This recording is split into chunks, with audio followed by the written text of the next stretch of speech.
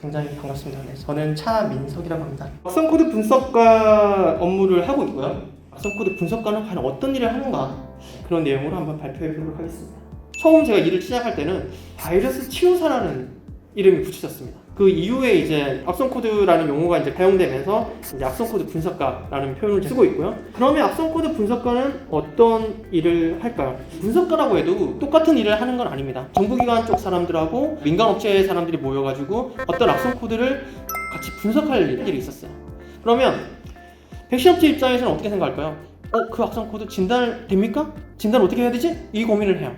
그런데 수사기관은 그 어떤 자료를 빼갔나요? 범인은 누군가요? 배우는 누군가요? 다음에 방화벽이나 이런 IDS, IPS 장비 만드는 회사에서는 네트워크적으로 어떤 패킷이 오고 C2는 뭔가요? 어떻게 막아야 되죠? 이만큼 같은 악성 코드를 가지고도 결과물이 굉장히 많이 차이가 있어요. 그러면 저희 같은 안랩 같은 회사에서는 악성 코드를 분석을 해가지고 C2를 찾고 파일에서 어떻게 진단할까? 파일에서 진단이 어려우면 메모리에서 어떻게 진단을 해야 될까? 제품이나 서비스에서 어떻게 대응을 해야 되는가? 이거를 먼저 고민을 하게 됩니다. 다양한 방법으로 진단할 수 있는 시그니처 혹은 룰이라고 하죠. 아니면 패턴이라고 얘기도 하고요. 이런 것들을 만들어서 이제 제품에서 반영을 하고, 제품 설치가 좀 어려운 환경들이 있습니다. 예를 들어서 공장이라든지 뭐 포스 시스템, 이런 뭐 키오스크 이런 시스템 같은 경우는 시스템에 부하가 가기 때문에 전용 백신 형태로 제공을 하고요. 신종 악성 코드가 계속 나오기 때문에 대응 방안이나 서치를 하고요. 뭐 악성 코드나 경쟁사의 동향 같은 것도 좀 파악을 하고, 저희가 국제 인증을 계속 받고 있습니다. 부족한 부분은 개발을 하고 연구를 하고 이런 작업을 하고요.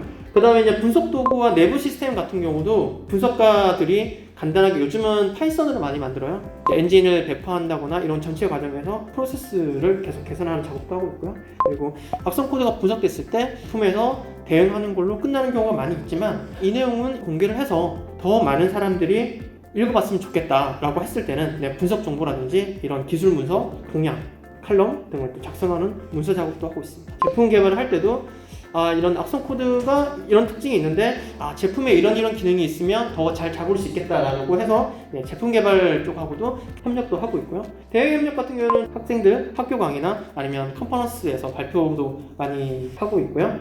다른 업체들과 뭐 기관, 정부기관과 협력하는 회의 참석 이런 것도 하고 있습니다. 그리고 뭐 언론 인터뷰라든지 기술 자문 같은 게 있습니다. 저 같은 경우는 트렛 인텔리전스라고 해서 악성코드 분석은 똑같이 하고 있지만 조금 다르게 지금 일을 하고 있습니다. 민간 기업에도 보안 담당자가 있고 악성코드 분석하는 사람들도 있고 이렇기 때문에 저희가 단순하게 어떤 악성코드를 진단합니다 라는 제품을 주는 게 아니라 이런 악성코드에 배우는 그룹이 있고, 이 그룹은 이런 형태로 공격을 합니다 라는 이런 정보를 줘서 보안팀에서 그 정보를 바탕으로 해서 시스템들을 조사를 해서 이런 악성코드 위험이 있구나, 이런 걸 추적할 수 있도록 저희가 도와주는 스레드 인텔리전스 정보를 제공하고 있고요.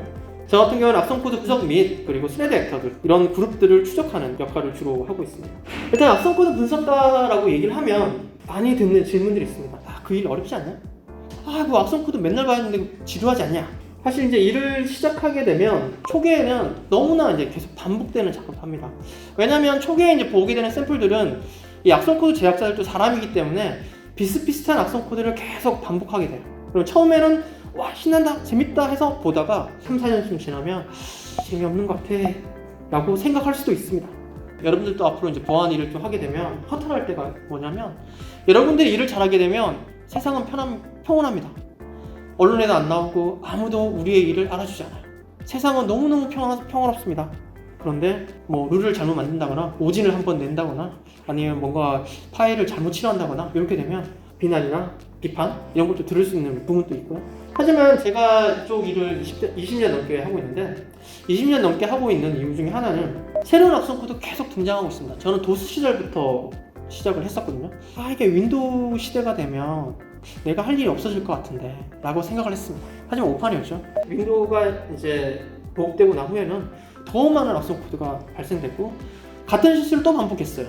제가 메가 악성 코드를 한번 이제 분석을 시작하려고 했을 때 조금은 더 이제 뭐 보안이 강화된 측면이 있긴 하지만 분명히 뚫리긴 뚫린다 이런 생각이 들었었고요. 그러다 보니까 시간이 지나도 오히려 내가 지금 기술의 발전을 따라갈 수 있나? 그 고민을 20년 넘게 계속 하고 있어요. 정말 다양한 업무를 하게 되고요. 아, 이게 협력이 참 중요하구나. 그 다음에 외국어 필요성을 절실하게 느꼈습니다. 네, 첫 영어 발표입니다. 물론 지금도 영어 스크립트를 그냥 단순하게 읽는 그런 수준이긴 하지만 영어 발표도 굉장히 좀 중요해서요. 여러분들한테 계속 얘기를 하는 이유 중에 하나가 그런 부분입니다.